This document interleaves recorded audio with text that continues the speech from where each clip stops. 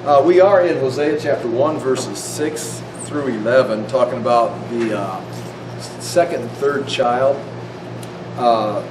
It's pretty clear cut as far as when we look at that over just the overall translation, like whatever Bible you're using. But there are some things that it could go one way or the other, and we'll look at some of that. Again, the book of Hosea is a hard book to interpret or translate, and we're just kind of, in many cases, just looking at a translation that we've got. I will read through chapter 1, and then we want to review a little bit about Jezreel, because I've got some pictures here. Just, I mentioned it last week, we'll take a look at Jezreel a little bit, and then look at these last two children. Chapter 1 of Hosea, chapter 1, verse 1 in the NIV says, "The word of the Lord that came to Hosea, son of Beri, during the reign of Uzziah, Jotham, Ahaz, and Hezekiah, the kings of Judah, and during the reign of Jeroboam, the son of Jehoash, king of Israel. When the Lord began to speak through Hosea, the Lord said to him, 'Go, take to yourself an adulterous wife and children of unfaithfulness, because the land is guilty of the vilest adultery in departing from the Lord.' So he married Gomer, daughter of Diblaim, and she conceived and bore him a son. Then the Lord said to Hosea, 'Call him Jezreel, because I will soon punish,'" and then two things here, "the house of Jehu," or the dynasty of Jehu, "for the massacre at Jezreel, and will put an end to the kingdom of Israel. In that day I will break Israel's bow in the valley of Jezreel." Now tonight's verses. Verse 6, "Gomer conceived again and gave birth to a daughter. Then the Lord said to Hosea, 'Call her Lo-Ruhamah, for I will no longer show love to the house of Israel, that I should at all forgive them.'" And now it's going to be a translation we'll look at, and it's kind of hard to make a translation out of it. We'll look at it. "Yet I will show love to the house of Judah, and will save them, not by bow, sword, or battle, or by horses and horsemen, but by the Lord their God." After she had weaned Lo-Ruhamah, like 2 or 3 years, Gomer had another son. Then the Lord said, "Call him Lo-Ammi, for you are not my people, and I am not your God." Verse 10, "Yet the Israelites will be like the sand of the seashore, which cannot be measured or counted. In the place where it was said to them, 'You are not my people,' they will be called the sons of the living God. The people of Judah and the people of Israel will be reunited, and they will appoint one leader and will come up out of the land, for great will be the day of Jezreel." Now, one of the things that goes on throughout this is the reversals. For example, it starts off with Jezreel, and Jezreel, the name of the first son, is speaking of an overthrow of two things: the dynasty of Jehu, and then the complete loss of military defeat of Israel in the valley of Jezreel. And that's one statement. But the chapter ends with the day of Jezreel. And the word Jezreel, as we talked about last week, means God sows. And the day of Jezreel is really the day they're looking for, which is the day of rebirth, the day of them being planted again in the land and growing. It is the restoration of Israel. And so you have this negative destruction, but you also have Jezreel referring to a restoration. And this continues. We can see in chapter 1, verse 7, it's not clear in the NIV, depends on your translations, but it is in the Hebrew, and you can see it in your translations, where it says, and it's real obvious what's being said there, but where the Lord says, talk about Judah, "I will save them," and then the next thing he says is, "I will not save them." And the idea there is, it's a reversal, but it's going to be, I'm going to save them, the Lord will save them, but I'm not going to save them by natural means, with bow, horses, an army. And so this continues throughout the book of Hosea, of these play on words or reversals, and you're going to have, again, the fall of Israel, but there's always the promise of restoration. Talking about Jezreel here, I'm going to go back a little bit. Go to page 3, and just so, because, well, I wanted to, and I think it's interesting. Here's the Mediterranean Sea. Jerusalem would be over here, Dead Sea here, Jordan River, Galilee. And then Mount Carmel would be like right about here. And then there's the valley coming across here. We talked about this over here in the land of Ramoth Gilead. The trade routes came down here, came down the coast, and then they connected through this Jezreel Valley. And so you're going to have the cities of Megiddo here, the valley of Jezreel here, right there, and a lot of trade. On this bottom picture on page 3 at the bottom, I'm standing on Mount Carmel right here and looking to the east, looking this way. And on a good day, you can see, well, Mount Mora, you can see it marked on there. Those are way over here. I mean, and you can see on the left, and this goes on and on. We can just keep talking about this. But over here, there's a steep rise right here, rising up into some hills. I don't want to say mountains, but hills. And that's where Nazareth is at. And there's a steep drop off. In fact, when you come out of Nazareth, you come over to the edge of the city, you look down into the valley of Jezreel. And that may be where they took Jesus to push him off a cliff when he was in this area. But anyway, this was, that's you can see that marked on there. And again, if you had a color photograph, or if you're online and you could expand it, or if you're standing there on a clear day, you could see Nazareth. Then right there, Mount Tabor over here, Mount Mora, and right there in the middle where it says Ramat David Israel Air Force Air Base. Right there is the air base. There's 2 airstrips sitting right there. You can look at it very clearly. It's one of several Israeli air forces. And then Jezreel and Megiddo are marked. And then there's Mount Gilboa over here. And so that is, you're looking at Jezreel, at the Jezreel Valley. And this Hosea is prophesying and talking about this area right in here, talking about Jezreel, Megiddo. The king's palace, Ahab's palace, and others were moved to Jezreel. And as you look through these pictures, I'll turn the page, there's a map, a better map at the top, and you kind of see what I've drawn on there. I've got that there. You can see where all those mountains are, Mount Tabor, Mount Mora, or Mora, and then Megiddo and Jezreel. And then I've got it circled on the next map, kind of where the valley's at. And then you got some trade routes running there. Those are highways that were used. And then on page 5, I've got a map again and circle it. And I've got just different pictures. The first picture it's similar. I've moved on down the angled the camera from Mount Carmel, but I've got that there. And then the next picture is I'm standing in Megiddo, right in this area here. And Tony's standing there because that time I wrote the names on a piece of paper and had her hold it up so I could mark the stuff. But now we're looking this way across the Megiddo Valley. And the point is, you can see how flat, how fertile. It looks like Iowa farmland. I mean, you can see the fields. You can see the different crops that are growing there. And then the picture on page 5 on the right side, standing here looking this way at Mount Mora.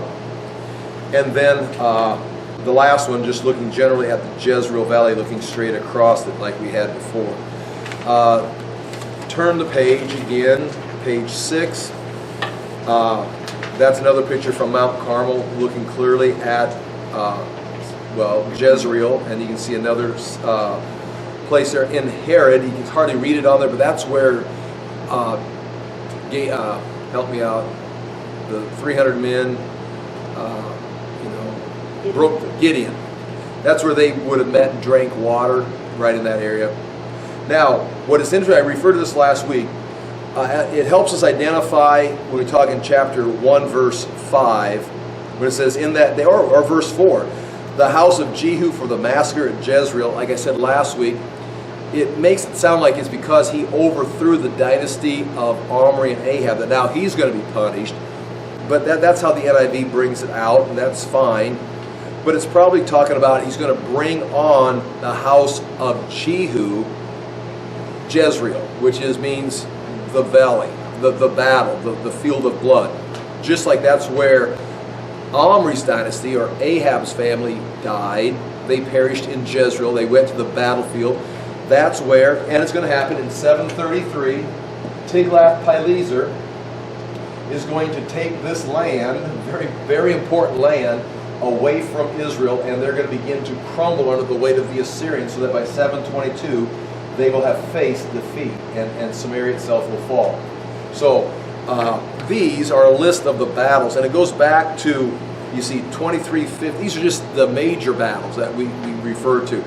Thutmose III, that's the days of right around Moses' time, when Thutmose and that family, I think Moses came from the family of the Thutmose, and that's all debatable because you see his name's still there. Moses is right there in his name. And Amun-Hattap, going all the way through Deborah and Barak, Gideon, going all the way through. Those are all the biblical battles that were fought here in the valley of Jezreel. Then you got the Roman battles, you got the Byzantine battles, you got the battles of the Crusades, the Muslims, the Ottomans fighting, going all the way up to Napoleon in 1799 versus the Ottomans. Again, that's important to understand. The rise of the Ottomans way back, before the days of the Crusades, and then coming all the way up and finally facing Napoleon and ultimately being defeated in World War I. And you can see 1918, Allenby, British, and the Ottomans fought there in the valley of Jezreel. And all the way up, then you got Israel returning to the land in 1948, and they fought the Arabs 1948, 1967, 1973 are fighting in Jezreel. And then ultimately, the ultimate battle of God versus evil is going to be fought at Har Megiddo, which is, here's Megiddo. This is Jezreel. This is Megiddo. It's known as the Hill of Megiddo. And again, as you know, we translate that. It's in Hebrew, it's Har Megiddo, which then in English becomes Armageddon. And this is Armageddon, or Armageddon, Jezreel Valley. And so, one, it's a site of battles, a site of bloodshed. It's where dynasties, empires fall. But also, as you look at it, you also see fertile fields. And it's Jezreel, the town Jezreel, it means God sows. I mean, it's a place of bounty. So, depending on what God is using it for, battle and bloodshed, or sowing and a great harvest. Turn to the next page. There's, interesting, if you get into it, there's 4 routes through. See, this is Mount Carmel, and then this is hill country coming down into here. And you've got this plain, and there's 4 ways of getting through the hills, or through the mountain range right here. And they're drawn right here. And whenever you would fight a battle, you would have to have those 3 or 4 areas covered. If you're in the valley waiting for the Egyptians to emerge, which one are they going to come through? And so depending on where you put your troops, those are very important as far as battle. And if you misread the enemy, like when Thutmose was coming up through there, he said, whoever controls Megiddo controls 1,000 cities. So if you could control Megiddo, right here, if you can control this city, you control this route, which then controls this route, which controls this route, and all the cities going up into Babylon, going down into the Arab countries, going down into Egypt, going up into what would be Turkey today, or Syria. You control all those trade routes. So if you can get control of Megiddo, you are building an empire. And that's just about the valley. The little map on top of page 7, I got it really reduced. That is from 2 Kings 9. That's when Jehu overthrows the household of Omri, and also injures in his raid coming in. You can see I've got a little line. I drew this in 1986 or 87. The king Ahaz, the king of Judah, was also there fighting alongside, or was there and got injured as he was fleeing from Jezreel to Megiddo. And so that's where Amaziah, the king of Judah, dies. Anyway, there's more pictures there. Then on the back, the very back page, at the top, it's interesting. There's a picture of, I'm standing in the remains of the ancient city gates. It's a 6-chambered gate, or maybe a 4-chambered gate. And I'm looking through the chambered gate into the Jezreel Valley from Megiddo. So right here's the gates. And like if you look at those pictures, this is why we're looking at the gates. You can see 1, 2, 3 kind of pillars on the left. See 2 pillars on the right. Those would be probably a 4. I don't think it's a 6-chamber gate. That would be at Hatzor and Gezer. Maybe, yes, Megiddo. Yes, Megiddo would probably be one of the other ones that has a 6-chamber gate, because it would be something that Solomon built for. Yeah, Solomon built 3 6-chamber gates, and that would be where he had chariot horses stationed. In fact, you can see mangers where the chariot horses where the stables were. Stone mangers are still there in Megiddo. But nonetheless, that's where they would have council meetings. In those chambers there, in the gate, is where the city council or the governors or the city leaders would negotiate and have all their business take place there. Anyway, you're looking through the gates of Megiddo out into the Valley of Jezreel or the Valley of Megiddo. Again, the point there, you can just see that, at least that bottom picture now. That's where you can see how clear it is, how flat it is, how beautiful land it is. It's the breadbasket of Israel. Now, that's important in our account or our first chapter 1 here of Hosea, because chapter 1 begins with Jezreel. Let's read chapter 1, verse 4 again. Then the Lord said to Hosea, call him Jezreel, his first son. And according to the text, like I said last week, this is the son of Hosea. Again, you can debate that. You don't have to agree with it, but I'm coming down to that because it says she bore him a son. And so Jezreel would be his son. Name him Jezreel, which means God sows or God scatters, because I will soon punish the house of Jehu for the massacre at Jezreel. I think that's NIV reading into it, saying for the massacre at Jezreel. It means he's going to bring on him Jezreel, a disaster like Jezreel always brings. It's going to now come to Jehu's house, because they're in the 4th generation. They've declined away. And I'll put an end, the second thing, I'll put an end to the kingdom of Israel. That's two different things. The end of a dynasty, and then ultimately the overthrow of the entire nation. And here it describes in verse 5, in that day I will break Israel's bow, meaning their military, in the valley of Jezreel. In this place right here, I'll break their bow. And that's going to be, they'll fall to Tiglath-Pileser in 733, and then totally Samaria will be destroyed in 722, and northern Israel's gone. They will return someday in the future.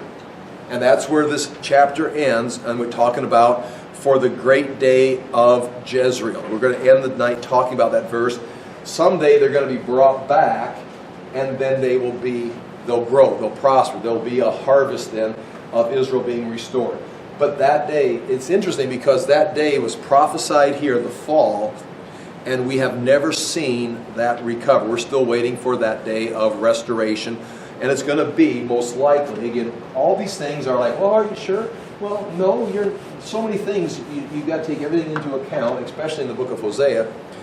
But it appears, as you look at everything else, that's the day of the establishment of the kingdom of God, Jesus' rule and reign on earth when Israel's brought back. So we're talking about we're still in these chapters, in this chapter, where there's going to be an overthrow, and then this long period of time before the day is restored.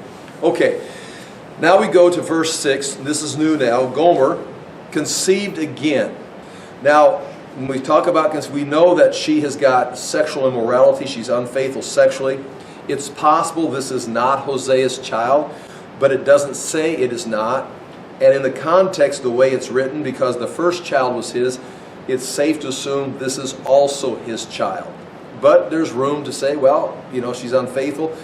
And that may play into this because people of Israel around Gomer and Hosea, they knew Gomer. It wasn't like a secret matter. In fact, this is a public family. You talk about, the certain families like the presidential family. It's like, well, you're the president, your family is there. I mean, it's like, and everybody wants privacy. And that's another whole, I'm not even talking about that. I'm just saying Hosea's family was picked by God to be for a sign. So I think it's, again, I'm reading into this a little bit, but I think it's safe to assume people knew about Gomer and her lifestyle. And they knew that Hosea had married someone that was like questionable. It's like, what are you doing? What is this about? And they knew this, and then they're going to start having children. And then the first boy is named Jezreel, and that Jezreel, it means this is the field of blood. And God sows or God scatters. Why did you name your son Jezreel? And he can tell them, because two things are going to happen. Jehu's dynasty is going to end in Jezreel, and Israel's bow will be broken in Jezreel. That's why I named my son Jezreel. So Gomer is a sign. Hosea's family is a sign, and the first son Jezreel, it tells you exactly what it means. Now, he's going to have a daughter, a little girl.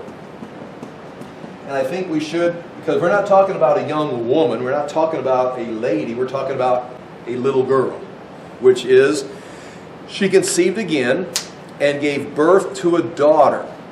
Then the Lord said to Hosea, called her, in the NIV, it just gives you the Hebrew there, Lo Rahuma, which if you look in the footnotes, it means not loved. But if you look in my notes here, it means no mercy or not pity. And so it means no mercy. Or you could say not love. And again, why would he name her? Now the little girl, this has nothing to do with Hosea and his relationship with the little girl. And again, allow me to talk, and you can make adjustments and second guess and say, well, this has nothing to do with his relationship with his little girl. This is about the name, and this little girl is a sign. The whole thing's about a sign from the Lord to Israel. But you name your little girl not loved or no mercy. It's like, what's your name of your little child? No mercy. What? It's like, oh. Now you may ask Hosea or you may ask Gomer, or you just may like, oh. And then later on, go, why would he name his kids that? And so Gomer is a sign, and this is to strike up a conversation, I would assume. He's not going to name his little girl No Mercy and no one knows about it except us reading, 2,000, 3,000 years later. People would have known. Why would he? Well, maybe it's not love because Gomer's not been faithful. Maybe it's not his child. Yes, what do you think it is? And then eventually, Hosea, right here is why I named her. For I will no longer show love to the house of Israel, and that I should at all forgive them. In other words, it's not about me and my little girl. It's not about me and Gomer. It's like, was Gomer unfaithful? It has nothing to do with Gomer. It has nothing to do with I like my little girl. I love my little girl. Her name is, God is not going to show Israel mercy anymore. He's going to break your bow in Jezreel, and he's no longer going to have mercy on you. It's over. And so in other words, it was all about a conversation starter. It's not a window into their family life, but their family is now being presented as symbols to start a conversation. I write these things. Number one, again, reading commentaries. It says the birth of the second child, the girl would be around 757 to 756 BC. Again, and that's making some assumptions.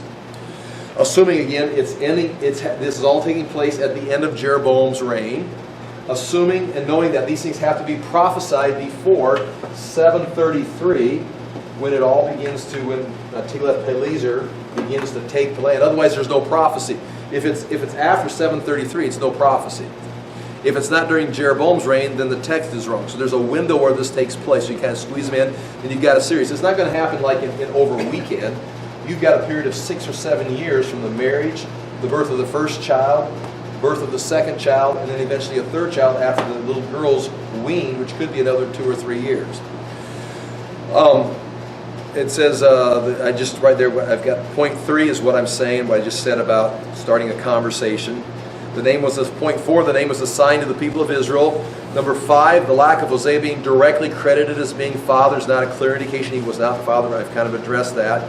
Now we're going to talk about the end of that verse, point 6.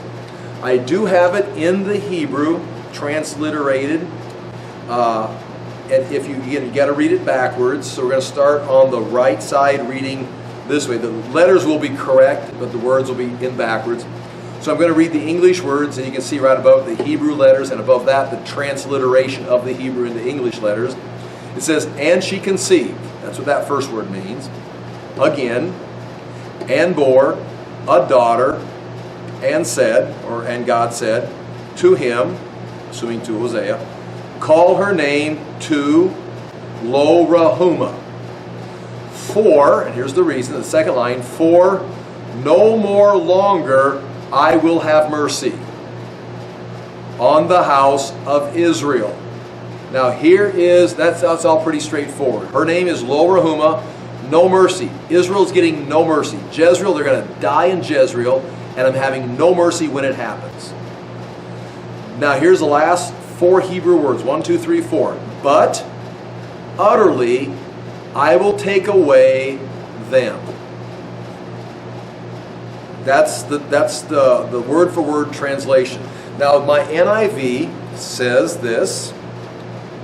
I no longer show love to the house of Israel, that I should at all forgive them. Okay? Now, the English Standard Version, which I've got above you, or above the chapter 1, verse 6, call her name No Mercy, for I will no more have mercy on the house of Israel. That's accurate, I would think. Then it says, to forgive them at all. So that's that translation. You guys have anything else that's different than that or close to that? In other words, no mercy and no forgive them at all. Now here's where the discussion begins, just so you can see. First of all, the word there, I will take away, is the word, and you can see this later on there in the notes. And there's a variety of ways of translating this. And no one is sure what to do with this. And again, if you look on point 6H, on page 2H, the last word is nasa, which means to lift up or to bear. So, bear or lift up. Now, this can go in several directions. One, it is a phrase that is used to when you come to someone and you're going to lift up or bear away their sin or forgive them. So you can be bearing up, lifting up sin. It can mean forgive. It doesn't mean not forgive. It would actually mean I will utterly bear it up. I'll for sure lift up. In that case right here, again, I don't know what to do with this. I'm just reading the commentaries, and you're going to come down and have your opinion, but it's like, understand, it's not clear cut. So he just gets done saying, no mercy, utterly, I will for sure forgive them. I will utterly, no mercy, but then suddenly just switches complete directions. I will forgive them. I will lift up their sin. And that can be talking about 733, no mercy. But understand, utterly, I am going to forgive them. Which means, again, the future. That time of Jezreel, where there's going to be bloodshed, but ultimately we're waiting for the day of Jezreel, where I restore them. It could be that. I like that. That's not a slam dunk. But you see, it can mean to forgive them. It can mean that. Now, the other thing is, because there's no mercy, what's going to happen in 733, 722 is there's no mercy, and the Assyrians are coming in, and God is going to then bear them away, lift them up, and take them into this deportation. They're going to be not exiled, because that was Judah, but they're going to be scattered. They're going to be lifted up and taken away. So now they're both negative. There's no mercy, and the Assyrians are going to lift them up and take them away. You're leaving the land. So there's that idea. One commentator says, and they go back to page 1, number 6. Commentators say it is this translation is questionable, meaning to forgive them at all, and it's impossible translation of the Hebrew to say to forgive them at all. In other words, to say I am not going to forgive them, that's impossible in the Hebrew. The Hebrew does not say, as the NIV says. In fact, point C, Garrett says, a commentator, we should not follow the NIV rendition here, because you can see the Hebrew, and the NIV translates the Hebrew as saying, for I will no longer show love to the house of Israel. That's pretty straightforward. That I should at all forgive them. And that's, he's saying no, that's not what it does not say. That's not being that negative. That's what he's saying. Some would say, meaning I will utterly lift them up, meaning the best translation some would say is, some translators make the negative, okay, wait. The best translation may be, but I will certainly forgive them. I will have no mercy on them, but I will certainly forgive them. And that fits with Hosea's style of writing, which makes it like, what are you saying? You just said you're going to punish them or have no mercy, but yet you're going to forgive them. Again, we could go either way. Some translations make the negative, I will no longer, apply to everything as seen below, meaning I will no longer show love or have mercy. I will no longer forgive Israel. I will no longer show love to the house of Judah. I will not even save them. And that's pretty clear not what's being said. Point E, some say this refers to Israel being taken away as in deportation. I mentioned that. Point F, one of the best explanations is a double negative, meaning no mercy and no forgiveness. Another explanation is the translation I shared with you, I will completely forgive them. And that is the infinitive absolute construction makes this the act of forgiving the topic and means entirely remove them. So when they get down into the Hebrew, scholars are saying the way this is constructed, utterly take them away, or utterly take away. It is an infinitive absolute construction, which means the act of forgiving of the topic. It means will entirely, I will have no mercy, but I will utterly remove their sin or forgive them. And again, what does that mean? I don't know. Again, point 7, throughout this book, Hosea is going to be facing two realities. Israel is going to be destroyed. What's your point? Israel's going to be destroyed, but Israel is going to be delivered. It's like, so he's talking two time periods throughout this book. And so again, with that being said, you've got your English translation. I've got my NIV translation. But when you've got to translate. You can't put all, like 5 different options. Unless you're going to read, what's that Bible where they get all the translations to get not the Message, Amplified.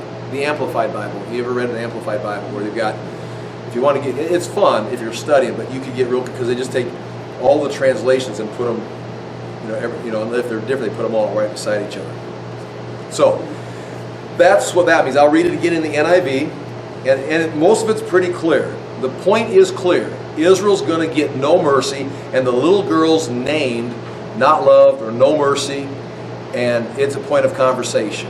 What is that? Why did you call her that? Because the Lord is going to show you no mercy. Well, what do you mean? Well, look at my first point, Jezreel. You're going to perish in the valley of Jezreel. Bloodshed is coming on Jehu. This dynasty is coming down, and then this land, this nation is falling, and God is going to show you no mercy. Oh, and Gomer's pregnant. Wait until you hear the name of this child.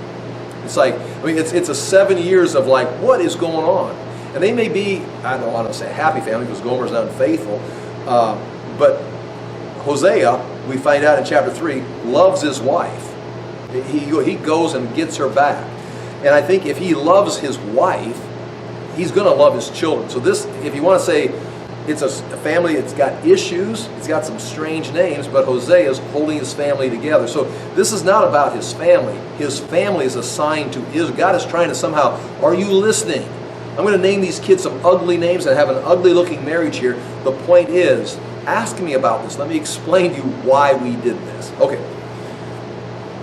Then in all of a sudden, and some people have trouble with verse 7 because the book is about Israel, and then all of a sudden Judah pops in.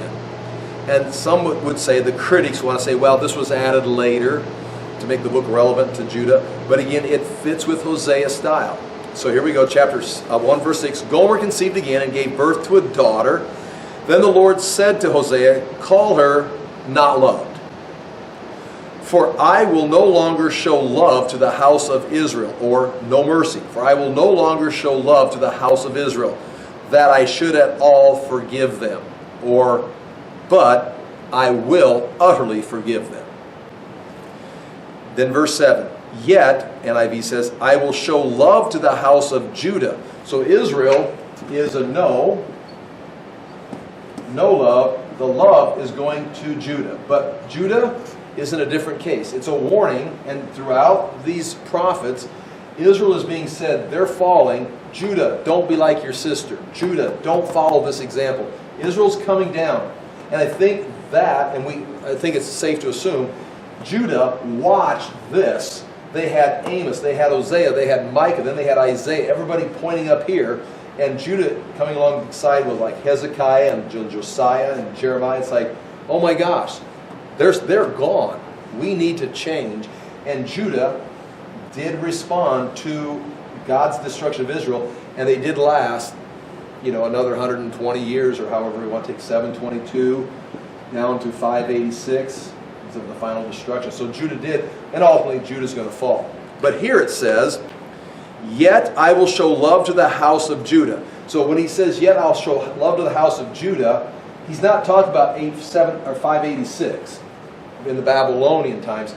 He's coming back to 733 when Tiglath-Pileser takes away the Jezreel Valley and everything to the north, takes Damascus, takes the northern part of Israel, and then 722 maybe when Israel itself falls with the fall of Samaria.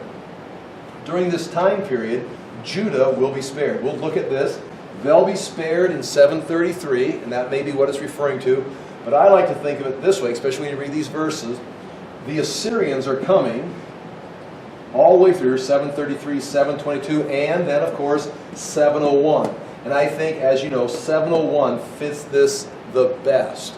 It's true here, but 701 fits this description the best. When the Lord said, well, here it is, the NIV, yet I will show love to the house of Judah, and I will save them, not by bow, sword, or battle, or by horses and horsemen, but by the Lord their God. And so now if you look at verse 7 on page 2 in the English Standard Version, I don't have the Hebrew, I didn't copy and paste the Hebrew in here, but I will have mercy on the house of Judah, and he says, and I will save them by the Lord their God. Then this is a better translation because it's closer. I will not save them. See, right, there's that contrast.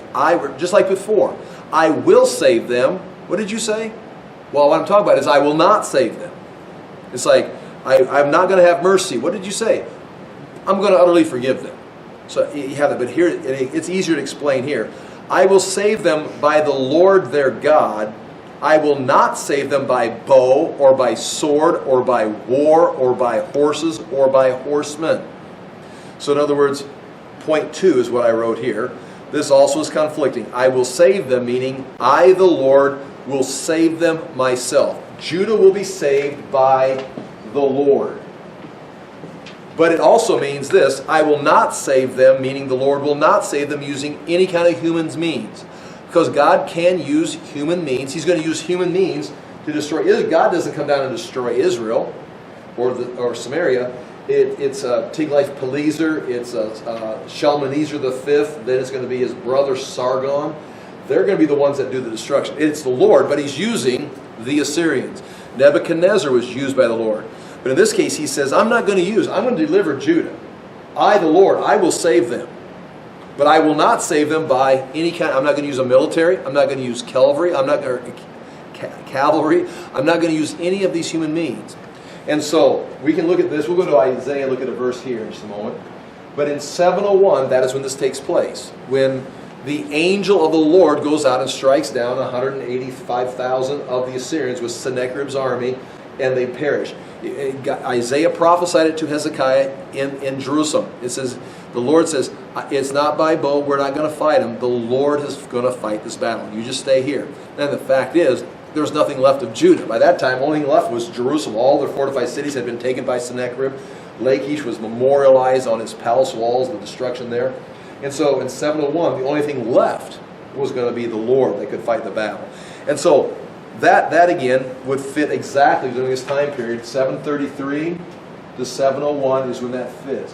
And so Judah will be delivered. And I think that negative or that reversal is talking about that. But nonetheless, I will have mercy on the house of Judah, and I will save them by the Lord their God. I will not save them by bow or by sword or by war or by horses or by horsemen. Let me go to Isaiah 7, because this is interesting. If you care, again, this is one of those trails. It's like, isn't class about over? It's like, could be. Chapter 7. Now we're going to go to the year. Are you ready for this? Are you understanding kind of what's going on here? Because we're going to go now to the year 733. You can see we've dated the birth of these children. What did we say this was? 757, 756 is about this time period. When Hosea is giving this, let's just say 756 is about the time these names are being given. He's got a couple more years. And then Jeroboam II is going to die. And then his son, Zechariah, is going to become king. He's going to be killed in 6 months. And the first prophecy of Jezreel's name is fulfilled, almost right away by 753. Then in 733, 20 years later, Tiglath-Pileser has rebuilt the empire after Jonah went up there and prophesied and got them converted or got them back on track. And he takes away the Jezreel Valley and takes away Damascus. But before that time, now we're jumping from 756. This is Hosea around 756, naming his children, naming his second child, Hosea. Now we're going to jump to 733, and we're going to go down to the king of Judah. And his name is Ahaz. And the prophet there is Isaiah. So understand, Hosea is naming his 3 kids, 1, 2, 3 kids right here in 756. Jeroboam's dynasty is coming to an end. Now in 733, during this time period, Assyria has been weak. Assyria is still weak in 750 or 756. Remember, Jonah goes to Nineveh 760, right around there, 759. So they're in utter chaos. So you can see 756, they're still recovering. During this time period, Tiglath-Pileser is going to arise and reestablish, redo everything, rework everything, rebuild the empire or the infrastructure, rebuild the military, rebuild the finances of that crumbled empire that used to be great.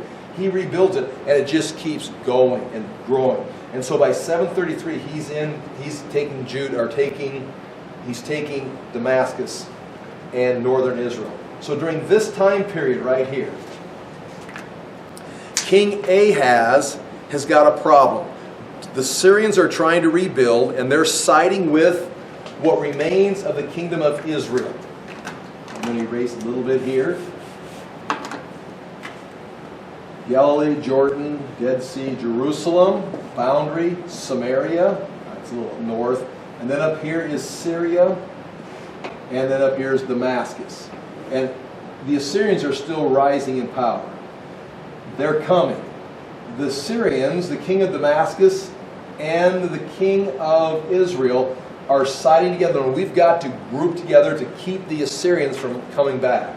By this time, Jeroboam's dead. The second is dead. His dynasty has been assassinated. You've got a series of kings coming through, very weak kings, they're just killing each other rapidly, taking over the throne.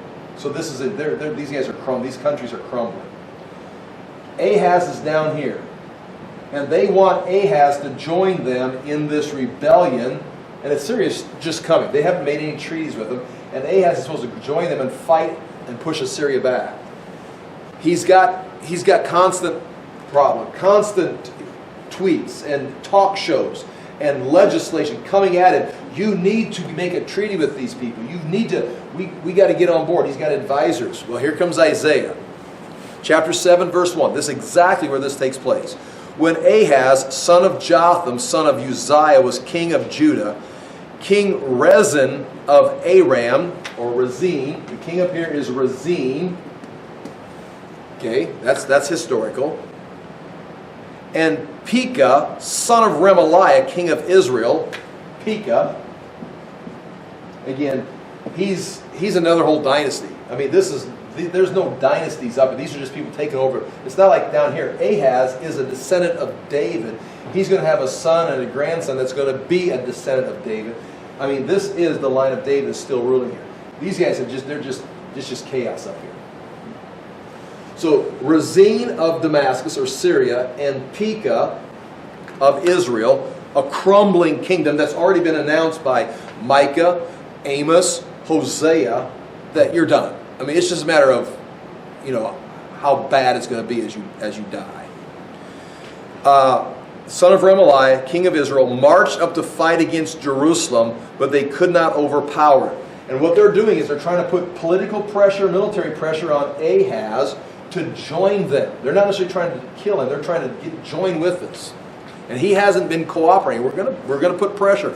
It's quid pro quo, whatever. I mean, it's flat out. It's not even bribery. We're going to destroy you if you don't do what we want you to do. Okay. Now the house of David was told, again, the house of David, this line was told, Aram has allied itself with Ephraim. Now when we say Aram, that's the Syrians, have allied itself with Ephraim. That's another name for Israel, northern Israel. They've been told, here, the house of David, these two have aligned together. Now you have to make a choice. So the hearts of Ahaz and his people were shaken as the trees of the forest are shaken by the wind. We can't fight both these people. They've made an alliance. Two nations are coming against us. And Ahaz is now worried, politically worried about his kingdom, about the dynasty.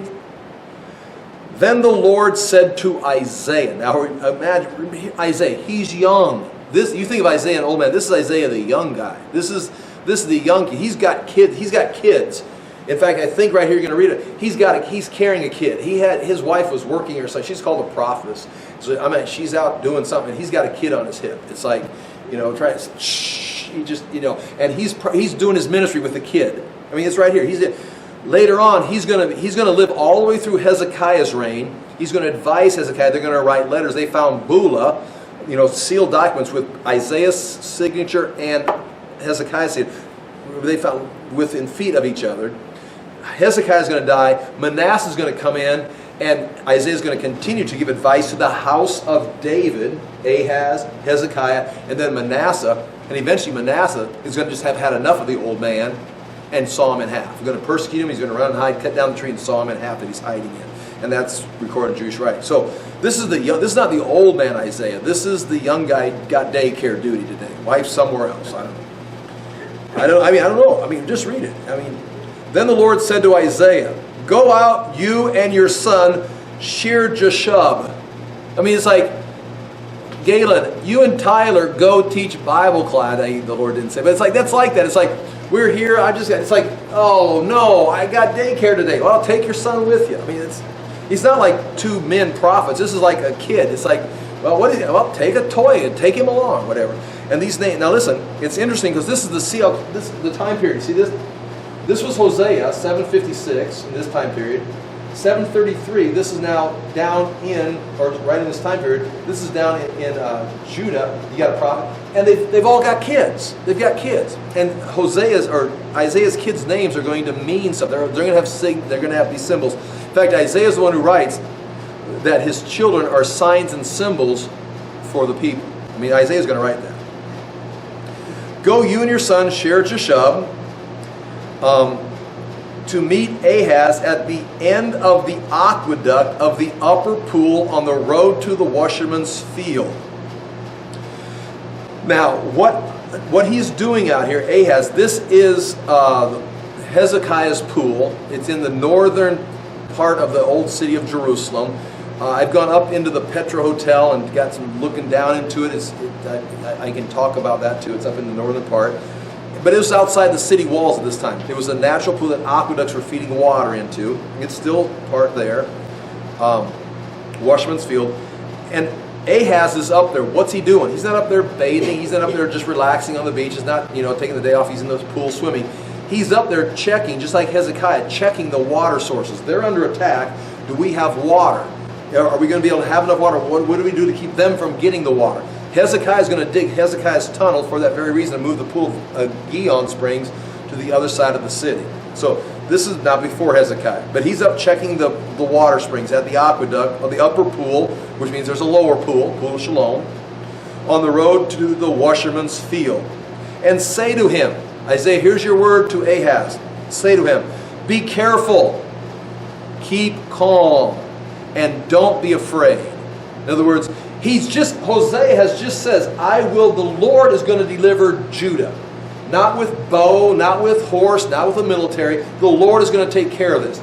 Now Isaiah is telling the king, okay, he doesn't come and say, how's your day? And he just says this, be careful, meaning you're about to make some choices that aren't in line with what God wants you to do. Keep calm. If you're going to make the right choice, you're going to have to stay calm and not panic because of these guys who have made an alliance to come against you, to manipulate you to join them in a war against the Assyrians. Keep calm and listen. Don't be afraid. Did you read what I told Hosea? I've got this. Do not lose heart because of these two smoldering stubs of firewood. What two smoldering stubs of firewood? Rezin and Pekah. This is a rebellion that they just keep assassinating. Rezin is trying to rebuild a crumbled empire, and the Assyrians, Tiglath-Pileser, is gaining strength, and it's about to roll right over these people. They're already announced. Judgment has already been pronounced. Remember Amos and Micah? These guys have already had judgment pronounced against them very clearly. You're done. So what are they? Well, they told me that this is good. It's like smoldering stubs of firewood. I mean, they're almost burnt up. There's hardly anything left of them, Ahaz. You be strong. You hold your faith. Don't worry about it. These guys, in the spiritual realm, they're burnouts. Well, they're making threats. They're sending text messages. They're tweeting. They're talking on all the talk shows. They're done. It's like, just watch them disappear. These do not lose heart because of these two smoldering stubs of firewood, because of the fierce anger of Rezin and Aram, and of the son of Remaliah. And that's Pekah, son of Remaliah. They don't even mention this by name. The son of Remaliah, whoever he is. Son of Remaliah. Aram, Ephraim, and Remaliah's son, meaning Syria in the north, Israel, Ephraim, and Remaliah's son, the guy who's king now, who's burned out, it says, have plotted your ruin. He said, and this was God does this to Jeremiah, Isaiah does it to Ahaz. He's worried. And now he's going to give him some information, just like Elisha could. Remember Elisha up here when he was ministering up here? He could tell the kings, they were the sons of Ahab, what the king up here was saying. And they were trying to figure, who's spying on us? They said, there's Elisha. He knows what we're going to do before we do it. The Lord tells him. And here's an example of Isaiah being told something that Ahaz doesn't know. He's worried. He's worried. He says, but now Isaiah is going to drop information on him that that's not on any of the talk shows. No one knows this. But here's the thing. It's going to come out in the Mueller report or whatever. Or, whatever. I'm making that up, of course. Aram, Ephraim, and Remaliah's son have plotted your ruin. They've got a strategy saying, quote, now he quotes what they've said. Let us invade Judah. Let us tear it apart and divide it among ourselves. We'll attack the land of Judah. We'll split it between Syria and Israel and make the son of Tabeel king over it. They've already got a king picked out. They're going to come. Their plan. You know what their plan is? He says, well, I don't know. I'm worried.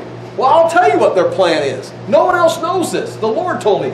They're going to come down and invade you, divide your land in two. This will go to Israel. This will go to Syria. You're going to be executed. And they've got a man picked out up here. I can tell you who he is. He's going to become the king of this land and rule it for them. It's like, no! Okay. That's what the smoldering stubs of wood are saying. But listen, don't worry about it. Have you read Hosea's book? The Lord says he's got this. Plot you're going to divide it amongst yourselves. Yet this is what the sovereign Lord says in response to that plan. It will not take place. It will not happen. Here's our plan. What's the Lord say? Your plan is not going to happen. Your plan is not even going to take place.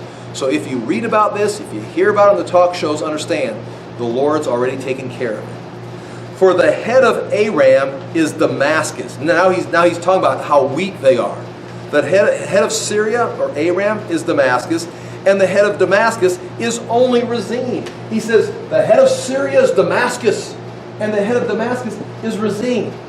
And he's a smoldering stub of wood. Rezin is going to fall, Damascus is going to fall, and Syria is going to fall. Nothing to worry about. It just gets weaker as you go. Within 65 years, Ephraim will be too shattered to be a people. So if this is 733, within 65 years, Ephraim is going to have there's no people left there. It's too shattered. Actually, that's going to end up taking place in 11 years. Ephraim, it says Ephraim is too shattered to be a people. The head of Ephraim is Samaria, and he's going to do the same thing. The head of Ephraim, Israel, is Samaria, and the head of Samaria is only Remaliah's son. He doesn't even say Pekah. He says Remaliah's son, which means the emphasis there is Ahaz. Who is Ahaz? He's already been identified as who? A son of who? A son of David. He's on the throne of David. He's got a covenant with Yahweh, the throne of David. Pekah, they stop mentioning him and just start calling him Remaliah's son. So it's the son of David versus Remaliah's son. It's like covenant with nothing. There's nothing here to worry about. The head of Ephraim is Samaria. The head of Samaria is only Remaliah's son. If you do not, then here it is. If you do not stand firm in your faith, you will not stand at all. Ahaz, the only thing I can give you is the truth. This is what's happening. If you will not accept the truth and stand in the truth, if you're going to try to negotiate with this, there's no truth there. There's no reality. There's nothing.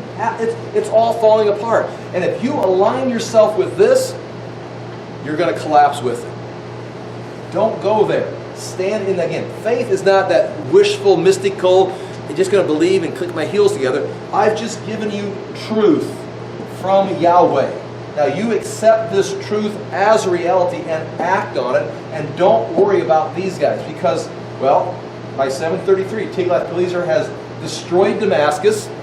This is 733, this is gone. That's now Assyrian territory. The valley of Jezreel is taken by Tiglath-Pileser. The only thing left is going to be the city of Samaria and a few places around it where they're going to now rule, and they're going to appoint kings.